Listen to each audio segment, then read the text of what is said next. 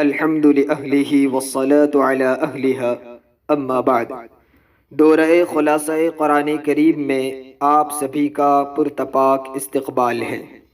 پارہ نمبر 13 وما ابرئ نفسی ان النفس لامارۃ بالسوء الا ما رحم ربی۔ 12ویں پارے کے آخر میں حضرت یوسف علیہ السلام کا قصہ جاری تھا۔ یوسف علیہ السلام نے بادشاہ کے خواب کی تعبیر بتائی کہ 7 سال تک آپ کے یہاں خوب پیداوار ہوگی، پھر 7 سال قحط ہوگا، اور پھر 1 سال خوب بارش ہوگی اور غلے پیدا ہوں گے۔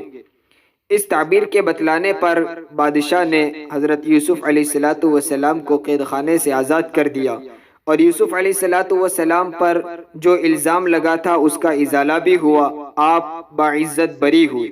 اس موقع پر حضرت یوسف علیہ السلام نے متواضعانہ انداز میں کہا وما ابرئ نفسی ان النفس لامارۃ بالسوء الا ما رحم ربی، کہ میں اپنے نفس کو بری نہیں قرار دیتا ہوں، نفس تو ہمیشہ برائی کا ہی حکم دیتا ہے۔ میں اپنے آپ کو پاک باز اور پارسا نہیں کہتا ہوں، یہ تو اللہ کا رحم اور اللہ کا فضل ہے۔ آگے ہیں وقال الملک ائتونی بہ استخلصہ لنفسی۔ بادشاہ نے یہ سارا منظر دیکھا تو اس نے کہا کہ میں آپ کو اپنے پاس رکھنا چاہتا ہوں، آپ کو اپنا مقرب اور خاص بنانا چاہتا ہوں، بتائیے میں آپ کے ساتھ کیا معاملہ کروں؟ یوسف علیہ السلام نے کہا اجعلنی علی خزائن الارض انی حفیظ علیم، کہ مجھے زمین کے خزانوں کا ذمہ دار بنا دو، وزیر خزانہ بنا دو۔ اور یوسف علیہ السلام نے اعتماد دلاتے ہوئے کہا کہ میں اس کی حفاظت بھی کروں گا، یعنی میں امانت دار ہوں، اور میں اس کا علم بھی رکھتا ہوں، میں اس چیز سے ناواقف نہیں ہوں کہ مال ضائع ہو سکے۔ الغرض ان کو وزیر خزانہ بنایا گیا۔ وَكَذَلِكَ مَكَّنَّا لِيُوسُفَ فِي الْأَرْضِ، اللہ تعالیٰ فرماتے اس طرح ہم نے یوسف کو ٹھکانہ دیا، اور پھر یوسف علیہ السلام مصر کے بادشاہ بنے۔ وَجَاءَ إِخْوَةُ يُوسُفَ فَدَخَلُوا عَلَيْهِ فَعَرَفَهُمْ وَهُمْ لَهُ مُنْكِرُونَ۔ ایک لمبے زمانے کے بعد جب یوسف علیہ السلام بادشاہ بن گئے اور خواب کی تعبیر کے مطابق جب قحط آیا تو مصر کی حکومت کی طرف سے لوگوں کو غلہ دیا جانے لگا۔ لوگوں کو پتہ چلا کہ مصر کا بادشاہ غلہ فروخت کرتا ہے، تو لوگ جوک در جوک وہاں غلہ حاصل کرنے کے لیے آنے لگے۔ انہی قافلوں میں حضرت یوسف علیہ السلام کے بھائی جنہوں نے یوسف علیہ السلام کو کنویں میں ڈال دیا تھا، وہ لوگ بھی مصر پہنچے۔ انہیں معلوم نہیں تھا کہ مصر کا بادشاہ وہ ہمارا ہی بھائی ہے جس کو ہم نے کنویں میں ڈال دیا تھا۔ وہ لوگ آئے، یوسف علیہ السلام ان کو دیکھ کر پہچان گئے، کیونکہ ان کے اندر کوئی زیادہ تبدیلی نہیں ہوئی تھی۔ یوسف علیہ السلام کو تو ان بھائیوں نے بچپن میں دیکھا تھا، اب یہ جوان ہو چکے تھے، کافی تبدیلیاں ہو چکی تھی، اور ان کا یہ گمان بھی نہیں تھا کہ ہمارا وہ بھائی جو کنویں میں پھینک دیا گیا تھا وہ بادشاہ بن گیا ہوگا۔ اس لیے وہ لوگ حضرت یوسف علیہ السلام کو پہچان نہ سکے، اور یوسف علیہ السلام نے اپنے بھائیوں کو پہچان لیا۔ ہر فرد کے مطابق انہیں غلہ دیا جانے لگا۔ بھائیوں نے کہا کہ ہمارا ایک اور بھائی ہے بنیامین جو ہمارے باپ کے پاس ہے، ہمارے والد ایک مرتبہ اپنے بیٹے کے متعلق غم کھا چکے ہیں، اس لیے انہوں نے ہمارے چھوٹے بھائی کو ساتھ نہیں بھیجا، آپ ان کا غلہ بھی ہمیں دے دیجیے۔ یوسف علیہ السلام نے منع فرمایا اور کہا کہ تم اپنے بھائی کو لے آؤ، تب ہی تمہیں یہ اس کا حصہ ملے گا۔ قال ائتونی بأخ لکم من ابیکم الا ترون انی اوفی الکیل وانا خیر المنزلین۔ آپ دیکھتے نہیں ہو میں پورا ناپ کر دیتا ہوں، میں آنے والوں کا احترام کرتا ہوں۔ اگر تم نہیں لاؤ گے فإن لم تأتونی بہ فلا کیل لکم عندی ولا تقربون، اگر تم اپنے بھائی کو نہیں لاؤ گے تو اس کا کوئی حصہ تمہیں نہیں ملے گا، اس کے بغیر تم میرے پاس آنا ہی نہیں۔ یوسف علیہ السلام تو پہچان گئے تھے کہ میرے بھائی ہیں، اس لیے انہوں نے اپنے خادموں کو حکم دے دیا کہ ان کا غلہ تیار کرو، اور جو قیمت غلہ حاصل کرنے کے لیے وہ لے کر آئے ہیں وہ قیمت دوبارہ ان کے غلے ہی کے اندر رکھ دو، گھر جا کر وہ کھولیں گے تو وہ پہچان جائیں گے۔ الغرض بھائی لوٹے، اپنے والد کے پاس آ کر کہا قالوا یا ابانا منع منا الکیل فارسل معنا اخانا نقتل وانا له لحافظون، کہ ہم سے غلہ روک دیا گیا ہے، آئندہ ہمیں غلہ نہیں ملے گا اگر ہم اپنے بھائی کو نہیں لے جائیں گے، اس لیے آپ ہمارے بھائی کو ہمارے ساتھ بھیجنا۔ تو ان کے کہنے پر یعقوب علیہ السلام نے کہا هل آمنکم علیہ الا کما امنتکم علی اخیہ من قبل، کیا میں تم پر اس مرتبہ بھی ایسی اعتماد اور بھروسہ کر لوں جیسا کہ اس سے پہلے اس کے بھائی یوسف کے متعلق میں کر چکا ہوں؟ فاللہ خیر حافظا وهو ارحم الراحمین۔ اس کے بعد جب غلہ کھولا وَلَمَّا فَتَحُوا مَتَاعَهُمْ وَجَدُوا بِضَاعَتَهُمْ رُدَّتْ إِلَيْهِمْ، بھائیوں نے جب اپنے غلوں کے تھیلے کھولے تو اس میں دیکھا کہ ان کی وہ پونجی اور وہ قیمت جو غلہ حاصل کرنے کے لیے بادشاہ کے حوالے کی تھی وہ دوبارہ ان کے تھیلے میں رکھ دی گئی ہے۔ یہ دیکھ کر کہنے لگے یا ابانا ما نبغی هذه بضاعتنا ردت الینا، اب ہمیں اور کیا چاہیے، ہمیں غلہ بھی دیا، ہماری قیمت بھی واپس لوٹا دی، آپ ہمارے بھائی کو ہمارے ساتھ بھیجو۔ وَنَمِيرُ أَهْلَنَا وَنَحْفَظُ أَخَانَا وَنَزْدَادُ كَيْلَ بَعِيرٍ، کہ ہم اپنے گھر والوں کے لیے بھی غلہ لائیں گے، اپنے بھائی کی پوری حفاظت کریں گے، اس کے لے جانے پر ہمیں ایک اونٹ کا غلہ مزید ملے گا۔ یہ کتنی آسان سی بات ہے۔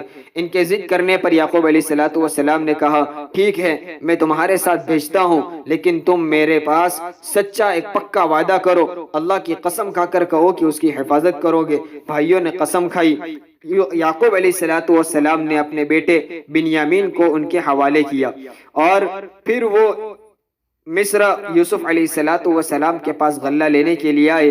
یعقوب علیہ السلام نے اپنے بیٹوں کو روانہ کرتے وقت نصیحت فرمائی یا بنی لا تدخلوا من باب واحد وادخلوا من ابواب متفرقہ، کہ تم ایک ہی دروازے سے شہر میں داخل نہ ہونا بلکہ الگ الگ دروازوں سے داخل ہونا۔ یعقوب علیہ السلام کا شاید گمان یہ تھا کہ یہ میرے 11 بیٹے ہیں اور نوجوان خوبصورت صاحب جمال ہے، اگر ایک ساتھ وہ شہر میں داخل ہوں گے لوگ انہیں دیکھیں گے تو کہیں ان کو کوئی نظر نہ لگ جائے، اس وجہ سے انہوں نے الگ الگ دروازوں سے داخل ہونے کا حکم دیا۔ وَلَمَّا دَخَلُوا مِنْ حَيْثُ أَمَرَهُمْ أَبُوهُمْ، والد کے حکم کے مطابق وہ شہر میں داخل ہوئے۔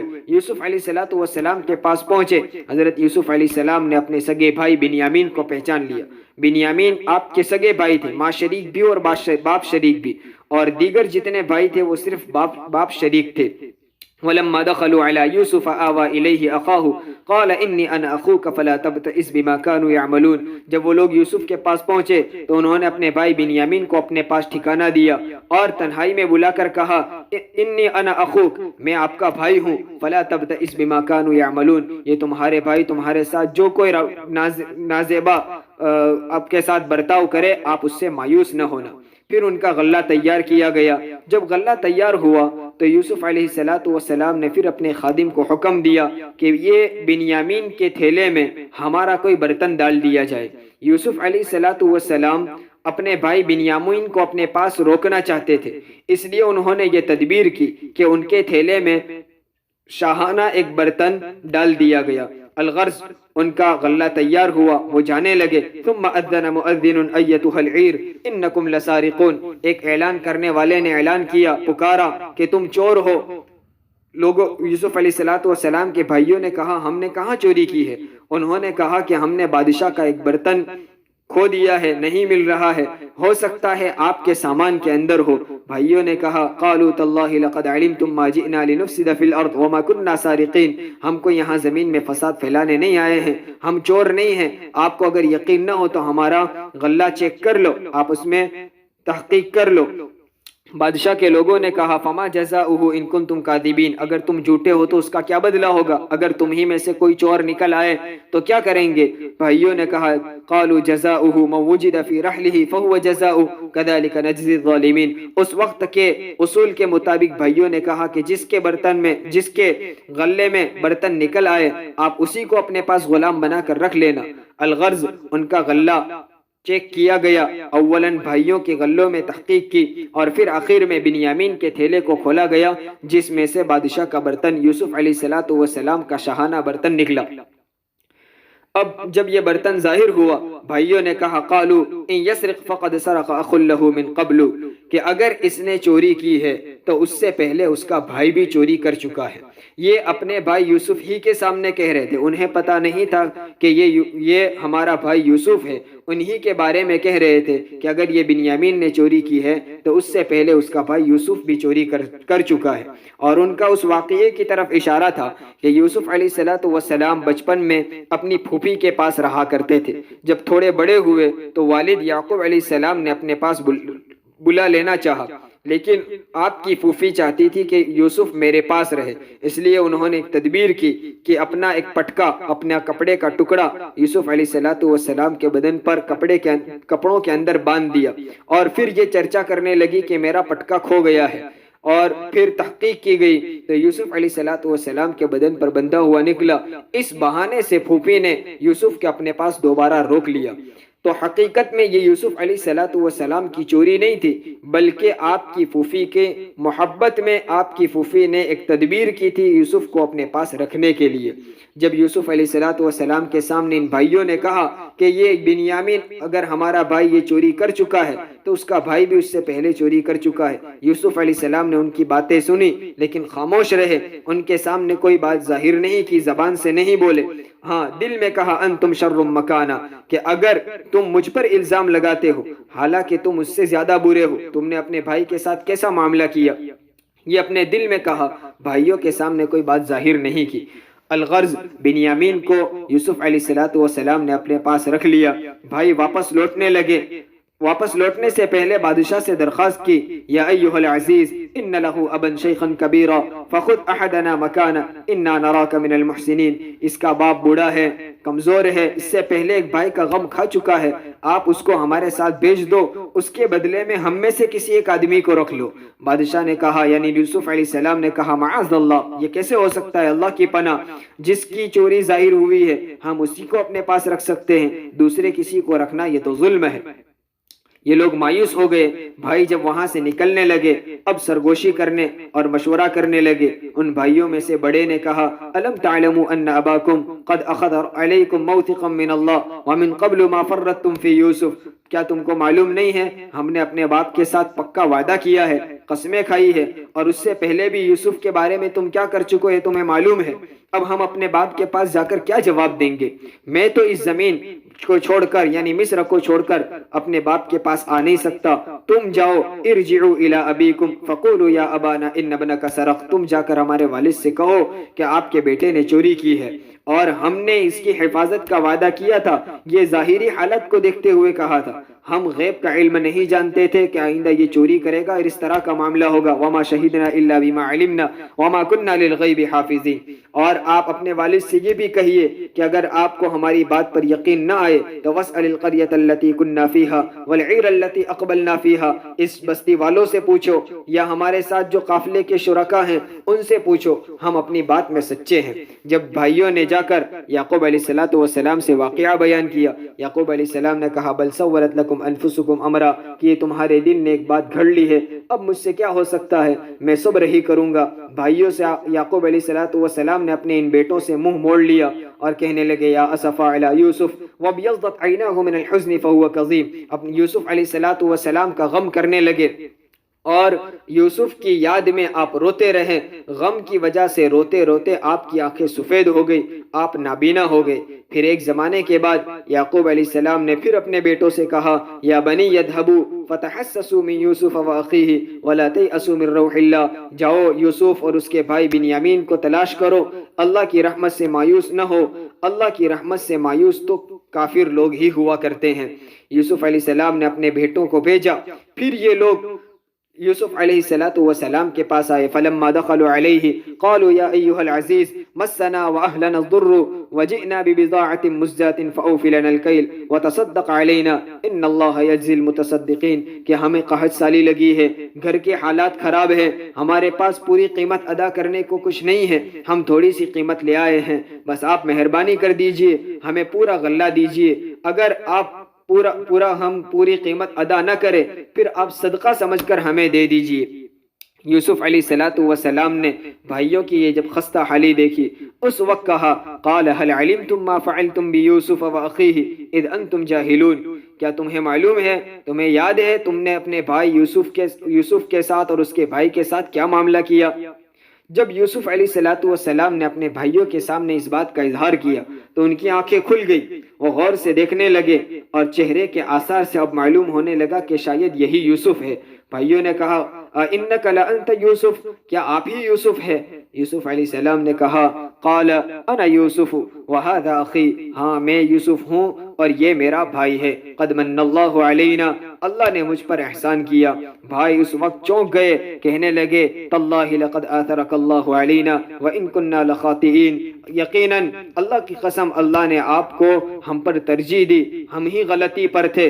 یوسف علیہ السلام سے وہ لوگ معافی مانگنے لگے۔ حضرت یوسف علیہ السلام نے کہا لا تثریب علیکم اليوم یغفر اللہ لکم وہو ارحم الراحمین، آج تم پر اس کی کوئی سزا نہیں ہوگی، آج اس پر کوئی پکڑ دھکڑ نہیں ہوگی، بس تم جاؤ اذهبوا بقمیصی ھذا فالقوه علی وجہ ابی یأتی بصیرا واتونی باہلکم اجمعین، تم میرا یہ کرتا لے کر جاؤ اور ہمارے والد کے چہرے پر یہ کرتا لگاؤ، ان کی بینائی لوٹ جائے گی۔ یوسف علیہ السلام کے حکم کے مطابق قافلہ چلا۔ یوسف علیہ السلام نے کہا کہ تم اپنے گھر والوں کو بھی لے کر آؤ۔ جب وہ قافلہ مصر سے نکلا تو یہاں یعقوب علیہ السلام نے اپنے پاس موجود لوگوں کو کہا انی لاجد ریح یوسف لولا ان تفندون، کہ میں یوسف کی بو محسوس کرتا ہوں، یوسف کی خوشبو محسوس کرتا ہوں۔ ارد گرد کے لوگوں نے کہا تاللہ انک لفی ضلالک القدیم، آپ تو وہی پرانے خیالات میں ہیں، یوسف کے گئے ہوئے ایک زمانہ ہوا، کئی سال گزر گئے، پتہ نہیں وہ زندہ بھی ہوں گے یا نہیں، یہ صرف تمہارے خیالات ہیں۔ لیکن یعقوب علیہ السلام یوسف کی خوشبو محسوس کر چکے تھے۔ ارد گرد کے لوگوں کی باتیں سن کر آپ خاموش رہے۔ فلما ان جاء البشیر القاہ علی وجہہ فارتد بصیرا، جب وہ خوشخبری دینے والا آیا اور یعقوب علیہ السلام کے چہرے پر وہ کپڑا لگایا گیا تو آپ کی بینائی لوٹ آئی۔ اس وقت یعقوب علیہ السلام نے کہا الم اقل لکم انی اعلم من اللہ ما لا تعلمون، میں تم سے نہیں کہتا تھا کہ میں اللہ کی طرف سے جو باتیں جانتا ہوں وہ تم نہیں جانتے ہو۔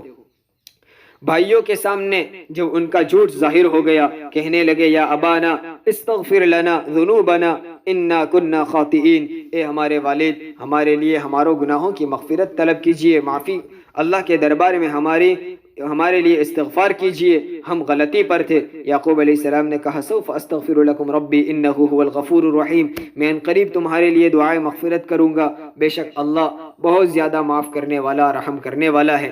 پھر یوسف علیہ السلام کا پورا گھرانہ مصر پہنچا۔ فلما دخلوا على يوسف آوى إليه أبويه وقال ادخلوا مصر إن شاء الله آمنين ورفع أبويه على العرش وخروا له سجدا، یوسف علیہ السلام نے اپنے گھر والوں کا استقبال کیا اور اپنے والدین کو اپنے شاہی تخت پر اونچے مقام پر بٹھایا۔ اس وقت سب لوگ یوسف علیہ السلام کے سامنے سجدہ ریز ہو گئے۔ یوسف علیہ السلام نے کہا قال یا ابت ھذا تأویل رؤیای من قبل، یہ میرے خواب کی تعبیر ہے۔ یوسف علیہ السلام نے بچپن میں خواب دیکھا تھا جو سورت کے شروع میں آیا کہ 11 ستارے اور چاند اور سورج میرے سامنے سجدہ کرتے ہیں، اس خواب کی تعبیر اس وقت پوری ہوئی۔ اس کے بعد اللہ تبارک و تعالی فرماتے ہیں ذالک من انباء الغیب نوحیہ الیک وما کنت لدیہم اذ اجمعوا امرہم وہم یمکرون، یہودیوں نے نبی کریم صلی اللہ علیہ وسلم سے سوال کیا تھا کہ دیکھیے بنو اسرائیل مصر میں کیسے آباد ہو گئے، آپ اس کا جواب دیجئے۔ اس کے جواب میں یوسف علیہ السلام کا پورا قصہ بیان کیا گیا کہ ابراہیم علیہ السلام کے 2 بیٹے اسماعیل اور اسحاق علیہ السلام، اور اسحاق علیہ السلام کے بیٹے یعقوب علیہ السلام جن کا لقب اسرائیل تھا، اور ان کی اولاد کو بنو اسرائیل کہا جاتا ہے۔ حضرت یعقوب کے بیٹے یوسف ہیں، وہ بنو اسرائیل میں سے تھے، ان کے بھائیوں نے ان کو کنویں میں ڈال دیا، قافلہ آیا ان کو اٹھا کر لے گیا، مصر میں وہ فروخت ہوئے، پھر انہوں نے ایک مدت قید خانے میں گزاری، پھر وہ بادشاہ کے دربار میں آئے اور پھر بادشاہ بنے، اور یوں مصر میں بنو اسرائیل آباد ہو گئے۔ یہ پورا واقعہ بیان کر کے یہودیوں کا جواب دیا۔ اللہ تبارک و تعالیٰ فرماتے ان کو کہہ دو ذالک من انباء الغیب نوحیہ الیک، یہ غیب کی باتیں ہیں، یعنی تمہارے پاس اس کا علم نہیں تھا، یہ آپ کو وحی کے ذریعے بتایا گیا ہے، آپ کہیں پڑھے ہوئے نہیں ہیں، آپ امی ہیں، اس کے باوجود یہ پورا واقعہ ترتیب سے بیان کر رہے جو وحی ہی سے معلوم ہو سکتا ہے۔ یہ دلیل ہے آپ کی رسالت کی، آپ کی سچائی کی۔ سورۃ الرعد، سورہ رعد میں اللہ تبارک و تعالی نے اپنی قدرت کی بہت ساری نشانیوں کو بیان کیا ہے، جن میں بادل کی گرج اور کڑک بھی ہے جسے رعد کہا جاتا ہے۔ اس مناسبت سے اس سورت کا نام سورۃ الرعد رکھا گیا ہے۔ سورت کے شروع میں کہا الف لام میم را تلک آیات الکتاب والذی انزل الیک من ربک الحق، کہ یہ کتاب کی آیتیں یعنی قرآن کی آیتیں حق ہے۔ قرآن کی حقانیت کے ساتھ ساتھ آپ صلی اللہ علیہ وسلم کی حقانیت، احادیث کی حقانیت کو بھی بیان کیا۔ والذی انزل الیک من ربک، آیات الکتاب سے مراد قرآن ہے، اور والذی انزل الیک من ربک سے مراد وحی غیر مطلوع احادیث مبارکہ ہے۔ دونوں کی حقانیت کی یہ دلیل ہے۔ پھر اپنی قدرتوں کو بیان کیا۔ اللہ الذی رفع السماوات بغیر عمد ترونہا، کہ اللہ ہی ہے جس نے آسمانوں کو بغیر ستون کے کھڑا کر دیا، بلند کر دیا، اور اللہ تبارک و تعالی عرش پر مستوی ہے۔ اسی نے سورج اور چاند کو مسخر کر رکھا ہے، وہی تمام معاملات کی تدبیریں کرتا ہے۔ اس نے زمین کو پھیلایا، اس میں پہاڑوں کو گاڑ دیا، نہریں بنائی اور پھلوں کے جھوڑوں کو بنایا۔ اسی طرح زمین کے الگ الگ ٹکڑے بنائے۔ زمین میں باغات، کھجور کے، انگور کے باغات ہیں، کھیتیاں ہیں، اور ہر ایک کو ایک ہی پانی سے سیراب کیا جاتا ہے۔ یہ سب اللہ تبارک و تعالیٰ کی قدرتوں کو بیان کیا گیا ہے۔ اسی پارے میں ہے لَهُ مُعَقِّبَاتٌ مِّن بَيْنِ يَدَيْهِ وَمِن خَلْفِهِ يَحْفَظُونَهُ مِنْ أَمْرِ اللَّهِ، اللہ تبارک و تعالیٰ کی طرف سے ہر انسان کے ساتھ فرشتے ہیں جو اس کے محافظ ہیں، اس کی حفاظت کرتے ہیں آگے سے پیچھے سے۔ اللہ تبارک و تعالیٰ نے انسانوں کی حفاظت کے لیے اسباب کے طور پر فرشتوں کو رکھا ہے۔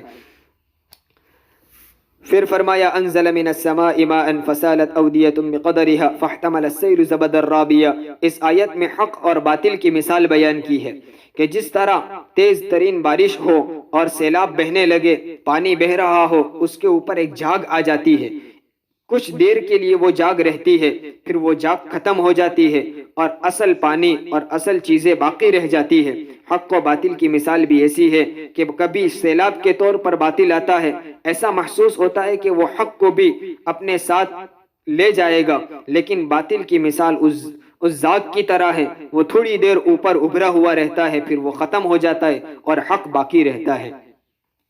آگے اللہ تبارک و تعالیٰ نے عقل مندوں کی کچھ نشانیاں بیان کی ہے۔ انما یتذکر اولو الالباب، عقل مند لوگ ہی نصیحت حاصل کرتے ہیں۔ عقل مند کون ہے؟ 8 صفات ان کے بیان کیے۔ الذین یوفون بعہد اللہ، کہ وہ اللہ کے عہد کو پورا کرتے ہیں، عہد کو توڑتے نہیں ہیں۔ والذین یصلون ما امر اللہ بہ ان یوصل، اور دوسری صفت بیان کی کہ اللہ تبارک و تعالیٰ نے جن سے رشتہ جوڑنے کا حکم دیا اس سے رشتہ جوڑتے ہیں، صلہ رحمی کرتے ہیں۔ وَيَخْشَوْنَ رَبَّهُمْ، اور اپنے پروردگار سے ڈرتے ہیں۔ وَيَخَافُونَ سُوءَ الْحِسَابِ، حساب کے برے انجام سے ڈرتے ہیں۔ نمبر 5 وَالَّذِينَ صَبَرُوا ابْتِغَاءَ وَجْهِ رَبِّهِمْ، اللہ تعالیٰ کی رضامندی کو تلاش کرتے ہوئے وہ ثابت قدم رہتے ہیں۔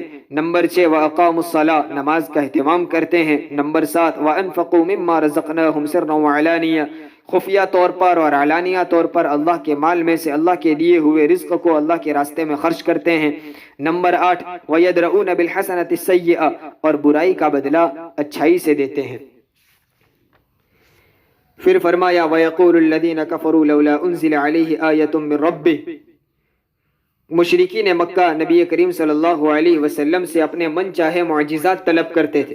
اللہ تبارک و تعالیٰ نے کہا کہ یہ لوگ کہتے ہیں کہ ہمارے من چاہے، ہمارے مطلوبہ معجزات آپ کے ذریعے سے کیوں ظاہر نہیں ہوتے ہیں؟ یہ صرف ان کے بہانے ہیں، یہ ایمان لانے کے لیے نہیں ہے۔ ان کے سامنے ان کے جتنے معجزات ظاہر ہو چکے وہی کافی ہے ایمان قبول کرنے کے لیے، پھر مزید مطالبہ کرنا بھی غلط ہے، اور ان کے مطالبے کے مطابق سارے معجزات ظاہر کر بھی دیے جاوے تب بھی ایمان لانے والے نہیں ہیں۔